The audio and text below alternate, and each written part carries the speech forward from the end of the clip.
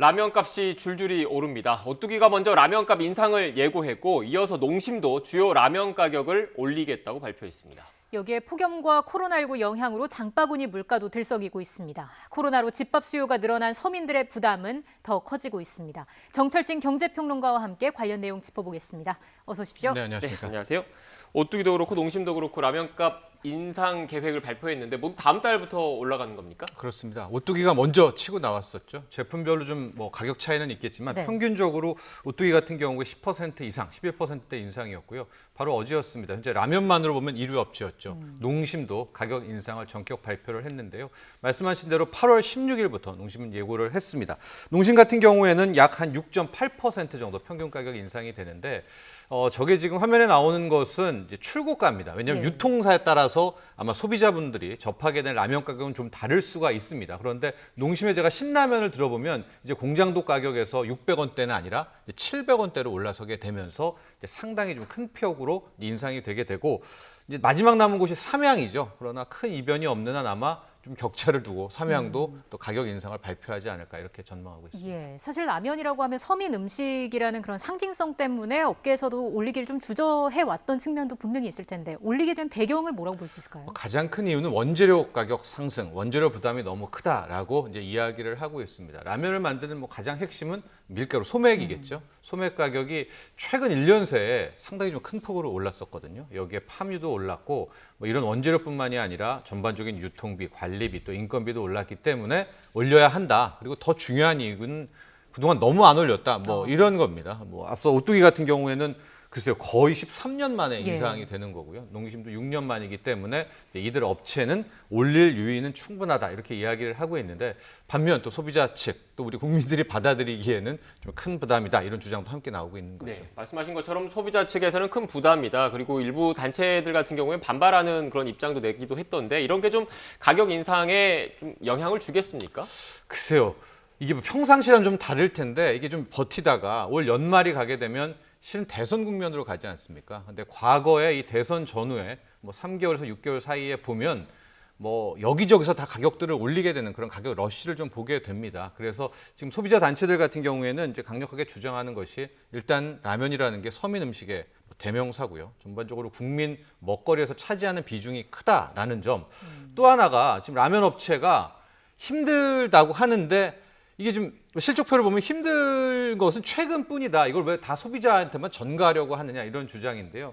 실질적으로 수출 부분을 보면 최근 한 1년, 1년 반 사이, 길게 보면 2년 동안에 상당합니다. 뭐 작년 같은 경우에는 뭐 기생충의 자파구리 뭐 이런 영향 때문이었는지도 뭐 상당히 수출이 많이 됐고 올해도요 상반기만 3천억이 넘었어요. 예. 그러니까 3억 달러가 이상이 됐거든요.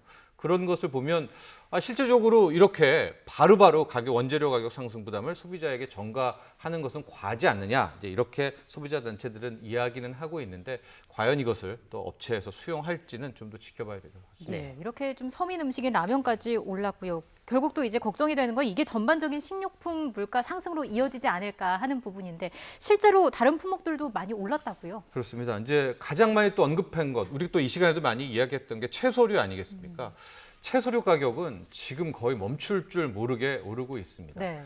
작년에도 계속해서 올랐는데요. 올해 같은 경우에도 최근 한 달간에 봐도 이게 가격이 정말 맞나 싶을 정도인데요. 지금 시금치, 열무, 양배추가 화면에 나오고 있는데 시금치 같은 경우에는 한 6월 기준으로 2만 원이 안 됐었단 말입니다. 근데 거의 10,000원 넘게 오르는 그런 상황을 보이고 있어서 저게 뭐 전년 동월 대비가 아니에요. 최근에 추이가 나오고 있는 것이고 특히 채소류 같은 경우에는 저런 가격 상승이 작년부터 이어져 왔기 때문에 예. 실질적으로 소비자분들이 느끼는 체감은 훨씬 더 클 텐데 저게 좀 굉장히 이례적인 게 채소류는 보통 1년에 한 3번 정도 작황이 돼서 한번 크게 오르면 다음 분기에 많이 공급을 해서 가격을 또 누그러뜨리는 이런 좀 가격 안정 작용이 있습니다. 그런데 이게 거의 2년 동안에는 안 먹히고 있는 것이 지금 잘 보시면 기상이변이 최근 2년간 계속된 거예요. 가뭄, 또 홍수, 또 폭염, 또 뭐 굉장히 추웠던 거 이런 것들이 겹쳐지면서 계속해서 작황이 안 좋아졌고 그 결과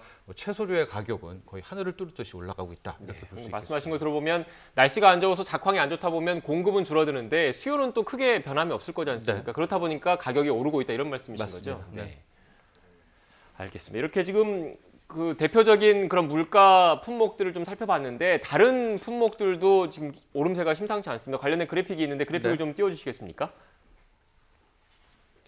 네, 특히 지금 달걀 값이 많이 오르고 있는데 어떻습니까? 그렇죠. 방금 이제 앵커께서 라면 가격 인상뿐만 아니라 이제 다른 부분, 공산품이나 먹거리에 영향을 주지 않겠느냐. 그 핵심이 실은 달걀입니다. 네. 달걀이라는 게 부침으로 이어져 가지고 일반 식당에 뭐 밥값에도 영향을 미치고 공산품에는 저게 또 뭐 버터 이런 쪽으로도 가기 때문에 여러 가지에 영향을 미치게 되는데 달걀 가격은 이제 작년 동월 대비 저게 지금 나오는 상승률입니다. 50% 넘게 올랐는데 저 달걀 가격 역시도 뭐 최근 1년 만에 가격 상승은 아니란 말입니다. 그래서 지금 상당히 뭐 전체 다 오르고는 있지만 특히 먹거리 중에서는 달걀이 굉장히 좀 초점을 맞추고 있거든요. 근데 지금 달걀 가격 같은 경우에는 실은 작년 겨울에 우리가 코로나 때문에 힘들었지만 이제 조류 인플루엔자가 굉장히 심해서 그때 당시에 살처분을 많이 한 이제 그런 상황이 됐고요. 최근에도 또 이 폭염에 폐사하는 것들이 좀 많이 있는 것 같습니다. 그래서 계속해서 수급은 깨져 있는 그런 상황인데 이제 당국은 좀 수입 달걀 좀 많이 좀 풀려고 해도 이게 실질적으로 우리가 아직도 국내산을 더 선호하고 있기 때문에 이제 계속해서 저 달걀 가격이 좀 수입산으로는 잡기가 힘들어져 있는 그런 네. 모습도 보여지고 있고요.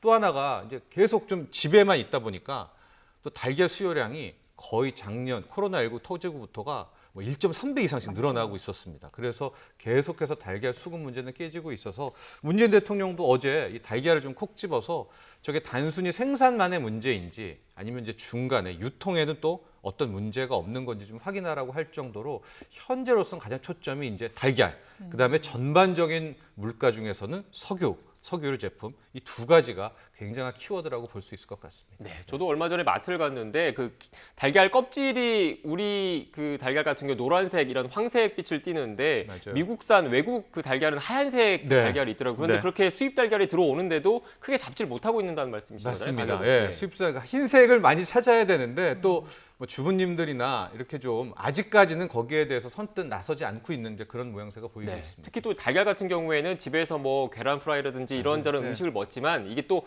빵이라든지 다른 그 음식의 그렇죠. 재료로 많이 쓰이기 식당 때문에 반찬에도 들어가죠. 그렇죠. 네. 다른 물가에도 영향을 좀 주는 거죠. 맞습니다. 네. 그렇기 때문에 계속해서 지금 많은 먹거리들이 올랐지만 이제 달걀이 계속 언급이 되고 있다 이렇게 보면 되겠습니다. 네.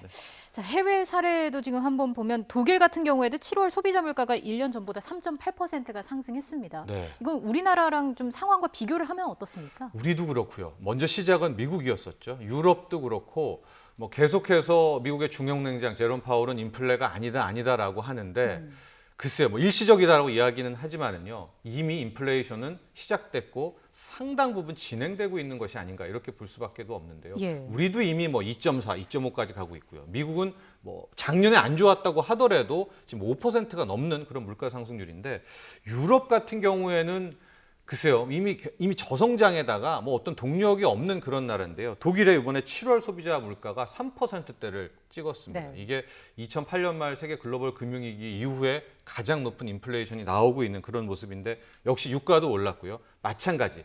거기 기저효과 있습니다. 유럽도. 작년에 코로나 때문에 안 좋았다. 이런 것들을 감안하더라도 실질적으로 지금 전 세계적인 인플레이션은 나오고 있고 다만 그 인플레이션 형태는 우리가 오늘 방금 얘기했던 이 먹거리와 관련된 에그플레이션이라고 하죠. 또 하나 석유 유가 상승으로 인한 비용 견인 인플레이션 이런 흐름들이 세계적으로 나타나고 있다 이렇게 볼 수 네, 있겠습니다. 특히 인플레이션 그러니까 물가가 오른다는 게 결국은 뭐 경제가 성장하는 그런 심리가 반영된 측면도 있겠지만 돈이 그동안 많이 풀렸지 않습니까? 코로나 네. 시국에서 그만큼 돈의 가치가 떨어졌다는 반증이잖아요. 그렇습니다. 정확히 지적하셨는데 인플레이션도 크게 두 가지가 있습니다. 뭐 이거를 우리 초등학교에서는 좋은 인플레이션, 나쁜 인플레이션 이렇게 얘기하는데 네. 좋은 인플레이션이라고 하면 이제 수요가 많아서 네. 막 소비도 되고 경제가 잘 돌아가서 물가가 올랐으면은 좋은 건데 지금 나오는 인플레는 비용이 올라서 유가가 올라서 먹거리가 올라서 근데 상대적으로 돈은 많이 풀렸기 때문에 돈 가치는 떨어지고 이런 전형적인 비용 견인 인플레이션 이게 좀만 지나치면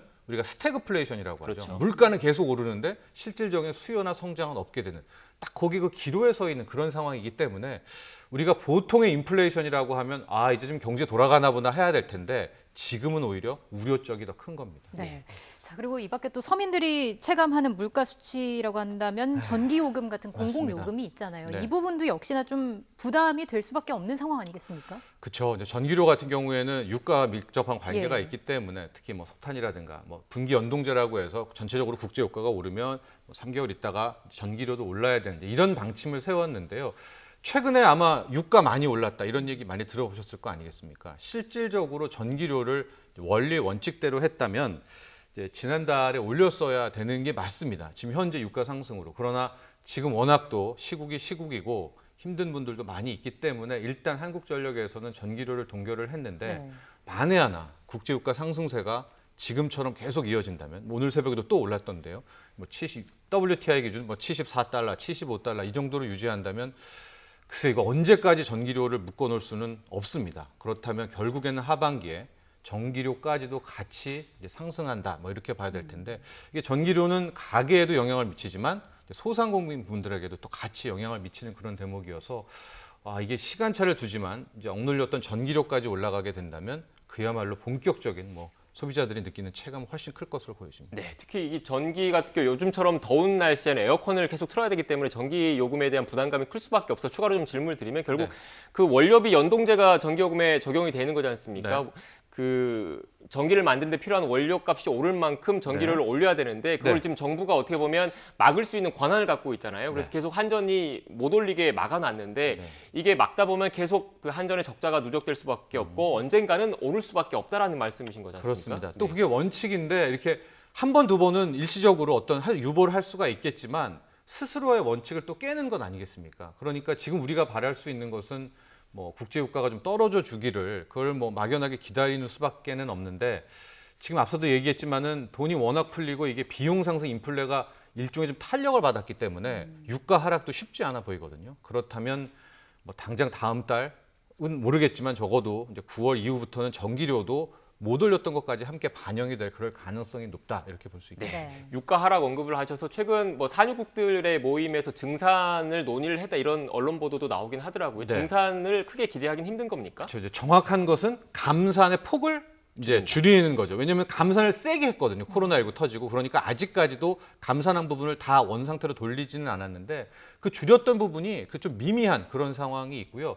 실질적으로 지금 유가에 살짝 말씀드리면 한 가지 좋은 묘수가 있습니다. 미국이 셰일 오일을 다시 풀면 되거든요. 미국에는 거의 200년 이상의 엄청난 셰일 오일이 매장돼 있는데 근데 지금 바이든 행정부는 스스로 이제 저탄소 시대 탄소 중립을 열고 있기 때문에 셰일 오일을 미국이 절대적으로 못 풉니다. 이제 이것을 알고 있기 때문에 주도권은 완전히 산유국들로 넘어갔고 산유국들이 뭐 감산을 한다 하더라도 산유국들도 알고 있는 거죠. 왜냐?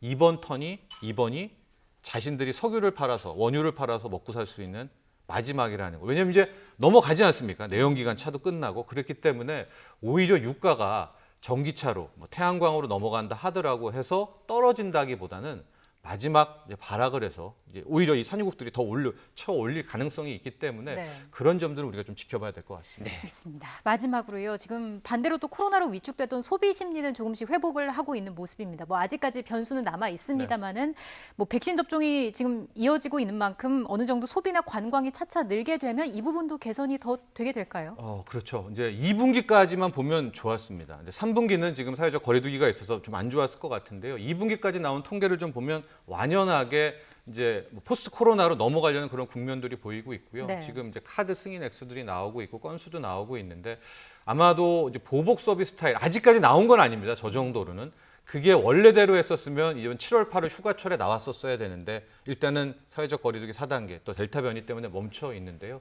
다만 주목할 부분은 백신 접종이 한 3분의 2 이상 된 나라들, 뭐 영국이라든가 미국도 곧 되겠죠. 특히 이제 제롬 파월 연준 의장도 델타 변이가 뭐 경제에 미치는 영향은 적을 것이다 이런 것처럼 어느 정도 백신 접종이 되면 이제 내수를 풀어줄 가능성이 있습니다. 우리도 이제 지켜봐야 될 것 같지만은 그렇게 되면 저 소비 심리가 꿈틀대고 보복 소비도 좋지만 역설적으로 물가를 떠올립니다. 그렇기 때문에 이게 앞으로 우리의 하반기는 이 물가 상승, 인플레이션과의 싸움이다. 이렇게 정리해 볼 수 있겠습니다. 네, 네. 그것 때문에 한국은행에서 계속 기준금리 맞습니다. 인상 네. 시그널을 보내는 것도 다 이 물가를 잡기 위한 측면이 있지 않나 싶습니다. 지금까지 정철진 경제평론가와 함께 이야기 나눴습니다. 오늘 말씀 고맙습니다.